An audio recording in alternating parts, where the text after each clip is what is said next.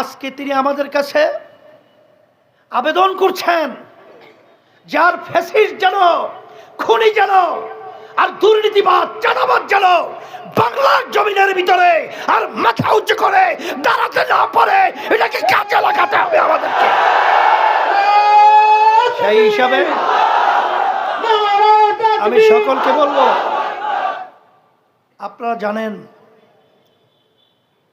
যে যখন প্রশাসনের কার্যক্রম স্থবির হয়ে গেছিল, এক পর্যায়ে রাস্তার মধ্যে যানজট লাঘবের জন্যে ট্রাফিকরা যখন দায়িত্ব ছেড়ে দিয়েছিল, তখন আপনারা দেখেছেন আমরা যারা ইসলামী নীতি আদর্শ লালন করি, তখন আমরা ওই ভারতের শকুন চক্ষু থেকে আমাদের দেশকে নিরাপদের জন্য রাখার, আমরা তখন সংখ্যালঘুদের জানমাল ইজ্জত এবং ওদের উপাসনালয়গুলো আমরা সংরক্ষণের জন্য পাহারাদের দায়িত্ব পালন করেছি। তখন আমরা রাস্তার মধ্যে আপনারা দেখেছেন মানুষের কষ্ট লাঘবের জন্য ট্রাফিকের সিগন্যালের দায়িত্ব পালন করেছি। আর তখন এক শ্রেণীর, তখন তারা ব্যস্ত হয়ে গেছে চাঁদাবাজি করার জন্যে, তখন ওরা ব্যস্ত হয়ে গেছে ঘাট দখলের জন্যে, স্টেশন দখলের জন্যে, তখন ওরা বিভিন্ন কেস বাণিজ্য শুরু করেছে। আমি বলবো যে যাদেরকে আমরা দেখেছি নতুনভাবে তাদেরকে পরীক্ষা করার আর প্রয়োজন হবে, এটা কি আমরা মনে করি? এরা নতুনভাবে আমাদেরকে কি দিবে? এটা তো আমাদের কাছে তারা পরিষ্কারভাবে সিগন্যাল দিয়েই ফেলছে, যেখানে ওদের কেন্দ্রীয় নেতা পর্যন্ত ওদের কাছে নিরাপদ নয়। আপনারা দেখেছেন কিছুদিন আগে চিটাং রাউজানে, সেখানে ওদের কেন্দ্রীয় নেতার উপরে যেভাবে ওরা অত্যাচার এবং হামলা করেছে, আইয়ামে জাহিলিয়াতকেও ছাড়িয়ে ফেলছে। সমবেত ভাই বন্ধুগণ, গণসমাবেশের পর্যায়ে প্রধান অতিথির আলোচনা পেশ করবেন আমিরুল মুজাহিদিন ইসলামী আন্দোলন বাংলাদেশের মহতারাম আমির, 24-এর গণ অভ্যুত্থানের মহানায়ক, বঙ্গ অভিভাবক আলহাজ হযরত মাওলানা মুফতি সৈয়দ মোহাম্মদ রেজাউল করিম পীর সাহেব হুজুর চরমনাই। প্রধান অতিথির বক্তব্য পেশ করেছেন আলহাজ হযরত মাওলানা মুফতি সৈয়দ মোহাম্মদ রেজাউল করিম পীর সাহেব হুজুর চরমনাই।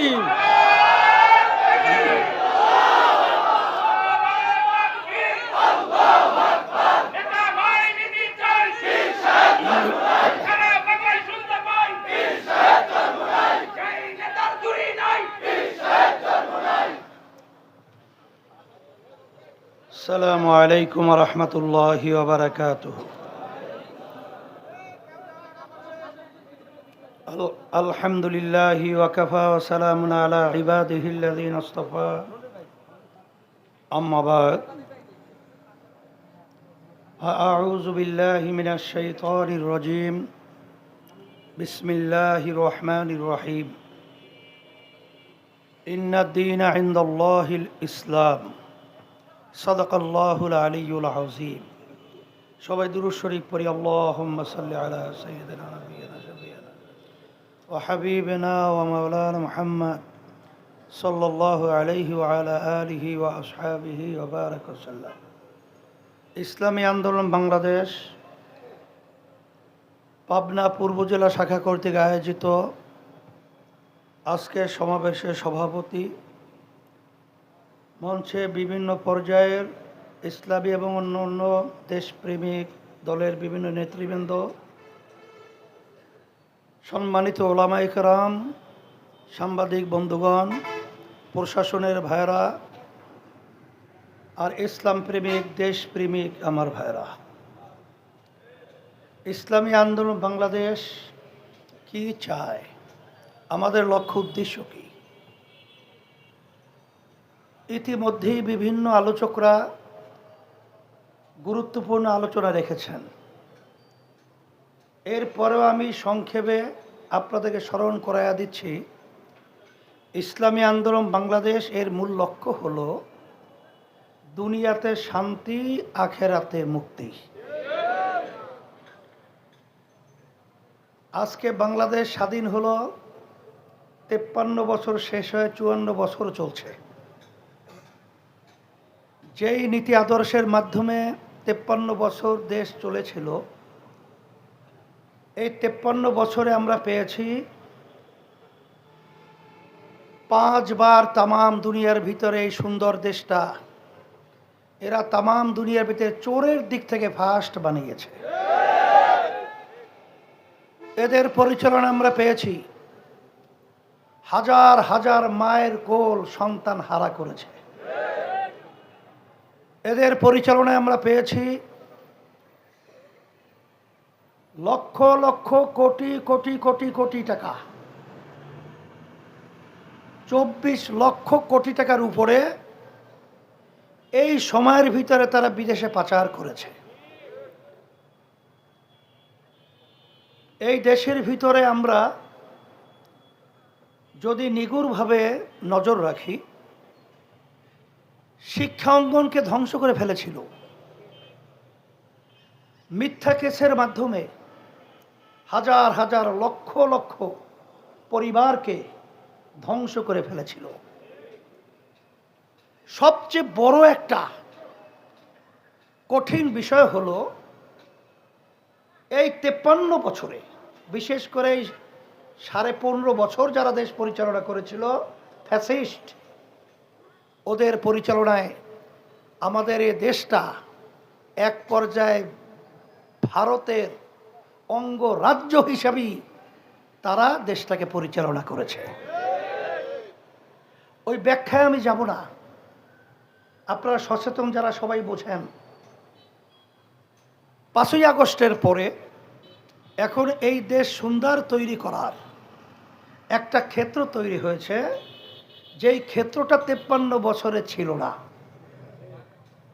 এখন এই সুযোগে যদি আমরা এই দেশটা গড়া এবং মানবতার কল্যাণ, ইসলামের কল্যাণের ব্যাপারে যদি আমরা সচেতন না হই, তাহলে ইতিহাস যখন নাকি আমাদের ভবিষ্যৎ প্রজন্ম সন্তানেরা পড়বে, তখন আমাদেরকে তারা ধিক্কার জানাবে, আমাদেরকে তারা ঘৃণা করবে এবং আমাদেরকে নিয়ে তারা বিভিন্ন কটূক্তিমূলক ঘৃণাসূচক আলোচনা করবে। এই লক্ষ্যে ইসলামী আন্দোলন বাংলাদেশ আমরা দেখেছি যে 5ই আগস্টের পরে এই দেশ এখন তৈরি হয়েছে ইসলামের পক্ষে। সবাই বলি আলহামদুলিল্লাহ। এর কারণ হিসেবে আমি বলবো, কারণ এদেশের মানুষ আমরা আওয়ামী লীগের শাসন দেখেছি, বিএনপির শাসন দেখেছি, জাতীয় পার্টির শাসন দেখেছি, মাঝখানে কিছুদিন অন্য অন্য শাসন দেখেছি, কিন্তু ইসলামের নীতি আদর্শের শাসন আমরা দেখি নাই। ইসলামী নীতি আদর্শ এমন এক নীতি আদর্শ, যেই নীতি আদর্শের মাধ্যমে একটা পিপিলিকা পর্যন্ত তার স্বাধীনতা নিশ্চয়তার গ্যারান্টি হিসাবে বসবাস করতে পারে।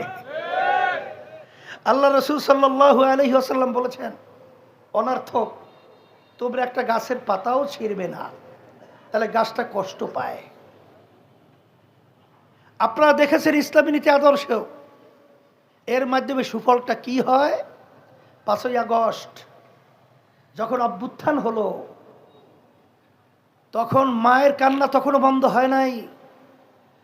সন্তানকে হারিয়ে যখন বুক ফাটা চিৎকার করছিল যে আমার সন্তান আজকে কয়েকদিন পর্যন্ত আমাকে মা বলে ডাক দেয় না, সেই শব্দ এখন আমাদের কানে দুলিত হচ্ছে। আপনারা একটু আগে দেখেছেন যে আমার ভাই বক্তব্য রেখেছে, তার একটাই সন্তান, এই দেশের জন্য অন্যায় প্রতিবাদে তার সন্তানকে হারিয়ে আজকে তিনি আমাদের কাছে আবেদন করছেন, যার ফ্যাসিস্ট যেন, খুনি যেন, আর দুর্নীতিবাদ চাঁদাবাদ যেন বাংলার জমিনের ভিতরে আর মাথা উঁচু করে দাঁড়াতে না পারে, এটাকে কাজে লাগাতে হবে আমাদেরকে। সেই হিসাবে আমি সকলকে বলবো, আপনারা জানেন যে যখন প্রশাসনের কার্যক্রম স্থবির হয়ে গেছিল, এক পর্যায়ে রাস্তার মধ্যে যানজট লাঘবের জন্যে ট্রাফিকরা যখন দায়িত্ব ছেড়ে দিয়েছিল, তখন আপনারা দেখেছেন আমরা যারা ইসলামী নীতি আদর্শ লালন করি, তখন আমরা ওই ভারতের শকুন চক্ষু থেকে আমাদের দেশকে নিরাপদের জন্য রাখার, আমরা তখন সংখ্যালঘুদের জানমাল ইজ্জত এবং ওদের উপাসনালয়গুলো আমরা সংরক্ষণের জন্য পাহারাদের দায়িত্ব পালন করেছি। তখন আমরা রাস্তার মধ্যে আপনারা দেখেছেন মানুষের কষ্ট লাঘবের জন্যে ট্রাফিকের সিগন্যালের দায়িত্ব পালন করেছি। আর তখন এক শ্রেণীর তখন তারা ব্যস্ত হয়ে গেছে চাঁদাবাজি করার জন্যে, তখন ওরা ব্যস্ত হয়ে গেছে ঘাট দখলের জন্যে, স্টেশন দখলের জন্যে, তখন ওরা বিভিন্ন কেস বাণিজ্য শুরু করেছে। আমি বলবো যে যাদেরকে আমরা দেখেছি নতুনভাবে তাদেরকে পরীক্ষা করার আর প্রয়োজন হবে, এটা কি আমরা মনে করি? এরা নতুনভাবে আমাদেরকে কি দিবে? এটা তো আমাদের কাছে তারা পরিষ্কারভাবে সিগন্যাল দিয়েই ফেলছে, যেখানে ওদের কেন্দ্রীয় নেতা পর্যন্ত ওদের কাছে নিরাপদ নয়। আপনারা দেখেছেন কিছুদিন আগে চিটাগাং রাউজানে, সেখানে ওদের কেন্দ্রীয় নেতার উপরে যেভাবে ওরা অত্যাচার এবং হামলা করেছে, আইয়ামে জাহিলিয়াতকেও ছাড়িয়ে ফেলছে। কি দেখেন নাই? তাহলে বোঝা গেল ওদের কাছে কেন্দ্রীয় নেতা ওদের কাছে নিরাপদ নয়। শুধু তাই নয়, ওদের দলীয় লোকরা ওদের কাছে নিরাপদ নয়। কারণ এই 5ই আগস্টের পরে এই 1 বছরের ব্যবধানে এই চাঁদাবাজির ভাগাভাগি এবং শক্তি একটা জায়গায় বিস্তারের লক্ষ্যে প্রায় 200-র মতো নিজেকে মেরে ফেলছে। দেখছেন না? দেখেন নাই? এই জন্য আমি বলবো আমার ভাইদেরকে, আমাদের কথা আমরা বলেই যাব, কে শুনবেন না তা তো জানি না। যারা দেশকে ভালোবাসেন, যারা ইসলামকে ভালোবাসেন, যারা মানবতার কল্যাণ চান, আমি তাদেরকে উদাত্ত আহ্বান জানাবো, আসেন আমরা ইসলামকে একটু পরীক্ষামূলক দেখি। কারণ আমি তো মুসলমান, আমার নীতি আদর্শ হলো ইসলাম। যে মুসলমান ইসলামী নীতি আদর্শকে পছন্দ করে না, সে মুসলমান দাবি করার অধিকারী থাকতে পারে না। সেই হিসেবে আমি বলবো, আসেন হিন্দু, বৌদ্ধ, খ্রিস্টান, আপনারা দেখেছেন 28শে জুন আমরা যখন ঢাকায় মহাসমাবেশ করেছিলাম, তখন ইসলাম যে ওদের জন্য একটা নিরাপদ নীতি আদর্শ, এইটা ওরা বাস্তবে দেখাবার জন্যে আমাদের ঢাকা সরোয়ার্দী উদ্যানে তারা এসে আমাদের এই সমাবেশ এবং আমাদেরকে ওরা সমর্থন জানিয়ে গেছে। কি দেখেন নাই? ওরাও তো এই দেশে বসবাস করে, ওরা দেখেছে। তাই সেই হিসাবে আমি বলবো, মাঠ যদি খালি থাকে সেখানে আগাছা জন্মায়। এই জন্য মাঠ যেহেতু ইসলামের পক্ষে, মানবতার কল্যাণের পক্ষে, বাংলাদেশের কল্যাণের পক্ষে তৈরি হয়ে আছে, এটাকে আমরা ফসল ইছালির মাধ্যমে আমাদের ফসলকে ঘরে নিয়ে আসতে হবে। এই লক্ষ্যেই আমরা চিন্তা ভাবনা করে আমরা ইসলামের পক্ষে একটা বাক্স দেওয়ার জন্যে আল্লাহর রহমতের সিদ্ধান্ত এবং ঘোষণা করেছি, এবং সেই ঘোষণা অনুযায়ী আমরা কাজও করেছি, এবং আল্লাহর রহমতে একটা আলোর আশাও আমরা আল্লাহর রহমতে দেখতেছি। এর মধ্যে কিন্তু এক শ্রেণীর তাদেরকে কিন্তু ওই স্বার্থন্বেষী মহল তাদেরকে আমাদের এই জোট থেকে এবং আমাদের ভিতরে ভাঙ্গল সৃষ্টি করার জন্যে বিভিন্ন প্রক্রিয়ায় এরকম কিন্তু কাজ করবে। এই জন্য সতর্ক থাকতে হবে। আমাদের সজাগ দৃষ্টি যদি না থাকে, তাহলে ঘর থেকে কিন্তু সব মাল নিয়ে চোরাই কিন্তু সব মাল শেষ করে ফেলবে। এইটা আমাদের লক্ষ্য রাখতে হবে। সেই হিসাবে আমি সকলকে উদাত্ত আহ্বান জানাচ্ছি, আসেন আমরা পিআর সিস্টেমের নির্বাচন কেন দাবি করেছি?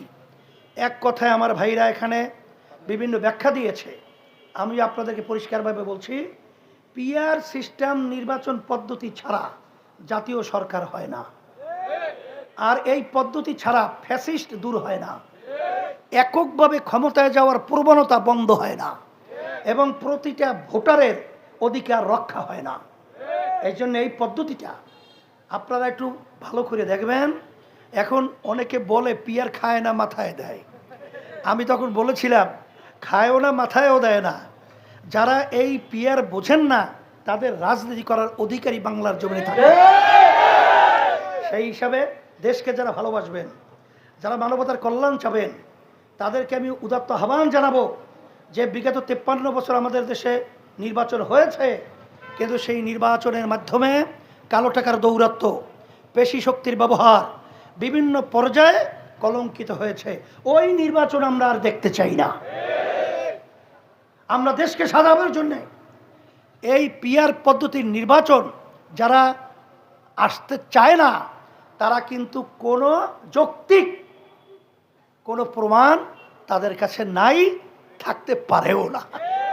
সেই হিসাবে আমি সকলকে আহ্বান জানাবো, আসেন আমরা সবাই একাকার হয়ে আমরা দেশকে গড়ার জন্যে, ইসলামের পক্ষে, মানবতার পক্ষে আমরা যেন সবাই কাজ করতে পারি, সেই আশাবাদ আমরা ব্যক্ত করছি। আর আলহামদুলিল্লাহ আপনাদের এই পাবনার যে মোট 5টা আসনের মধ্যে এখানে এক আসনে আপনাদের হাত পাকা প্রতীকে মাওলানা আব্দুল গনি সাহেবকে আমরা হাত পাকা প্রতীক তার হাতে উঠিয়ে দিয়ে আপনাদের কাছে আমানত হিসাবে রেখে দিই। আল্লাহ রাব্বুল আলামিন কবুল করে নাও। আর পাবনা পূর্ব আপনার 2 আসনে আমাদের মাওলানা আফজাল হোসেন কাসিমি, তাকে আপনাদের কাছে হাত পাকা প্রতীক হাতে উঠিয়ে দিয়ে আমি আমানত হিসেবে আপনাদের কাছে রেখে গেলাম। আল্লাহ রাব্বুল আলামিন ইসলামের দেশের পক্ষে আল্লাহ যেন কবুল করে নেয়। আর আমার ভাইরা তো বক্তব্য রেখেইছে যে যখন আমরা যদি নির্বাচনী যে জোট আছে, যখন আমরা সিদ্ধান্ত কেন্দ্র থেকে যেভাবে দেব, আপনারা তার পক্ষে ইসলামের পক্ষে কাজ করবেন। আল্লাহ আমাদের সকলকে তৌফিক দান করুক। আল্লাহুম্মা আমিন। রব্বানা আতিনা ফিদ দুনিয়া হাসানা ওয়া ফিল আখিরাতি হাসানা ওয়া কিনা আযাবান নার বিরহমাতিকা ইয়া আরহামার রাহিম। এই চরমনায় বিশ্ববন্ধুর মার্কা আছে, এই মাওলানা আব্দুল সালামের মার্কা আছে, গনিবার কোন মার্কা আছে, আপনার কোন মার্কা আছে, এই নুরুল